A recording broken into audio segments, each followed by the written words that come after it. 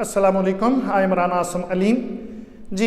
आज के अल्फाज जो एक दूसरे के करीब करीब हैं मीनिंग में, तो तीन लफ्ज़ हैं, पहले उनका जिक्र करूंगा मैं। एक्सीडेंट, इंसिडेंट और mishap. Accident means anything that happens without anyone's direct intention, कि जिसमें आपका कोई इरादा शामिल नहीं होता और ये वाक़या ऐसे ही जो है वो हो जाता है और इसमें जो है वो नुकसान हो जाता है, और इस तरह की जो है वो सिचुएशन को हम एक्सीडेंट कहते हैं। और इसको हम सेंटेंस में जो है वो इस्तेमाल कर सकते हैं कि many people lost their lives in the railway accident, के हादसे में बहुत सारे लोग जो है वो उनकी जानें चली गई। फिर उसके बाद दूसरा लफ्ज़ है इंसिडेंट।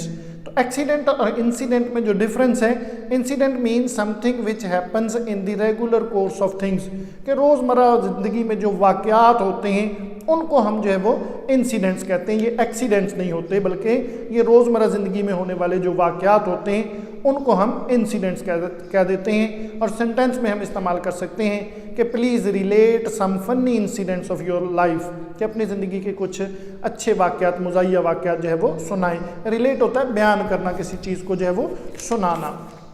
तो उसके बाद जो है वो नेक्स्ट वर्ड जो है मैंने बोला mishap. Mishap means a slight disturbing accident, कि हल्का सा, स्लाइट मीन थोड़ा सा, ऐसा वाक़या, ऐसा ये भी जो है वो वाक़या ही है या हादसा ही है, लेकिन ऐसा हादसा जो थोड़ा नाखुशगवार हो, जिसमें कुछ ज़्यादा नुकसान ना हो, तो उसको हम जो है वो मिसहैप कह देते हैं। और जो है वो इसको सेंटेंस में हम इस्तेमाल कर सकते हैं कि during the journey he met with the mishap as his luggage was stolen, कि उसके साथ मिसहैप हो गया, उसका सामान जो है वो चोरी हो गया। तो इस तरह से जो है तीनों लफ्ज़ों को हम इस्तेमाल कर सकते हैं। इसके बाद दो लफ्ज़ और हैं, अकम्प्लिश और परफॉर्म।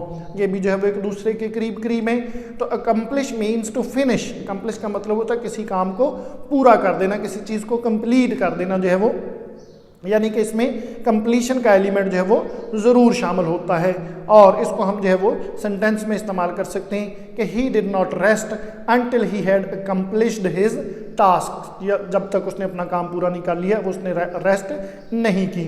उसके बाद जो परफॉर्म है, perform means to work towards the end, आप अपनी पूरी एफर्ट करते हैं काम को कंप्लीट करने में, लेकिन ज़रूरी नहीं कि आप उसको हमेशा अटेन कर लें, उसमें कामयाब हो जाएं। तो बहरहाल ऐसी सिचुएशन को जो है वो परफॉर्म करना जो है वो कहते हैं। और इसको सेंटेंस में हम इस्तेमाल कर सकते हैं कि he tried his best to perform his duties though he did not completely succeeded in doing so, कि ज़ोर उसने पूरा लगाया परफॉर्म करने में, लेकिन वो इसको पूरा नहीं कर सका।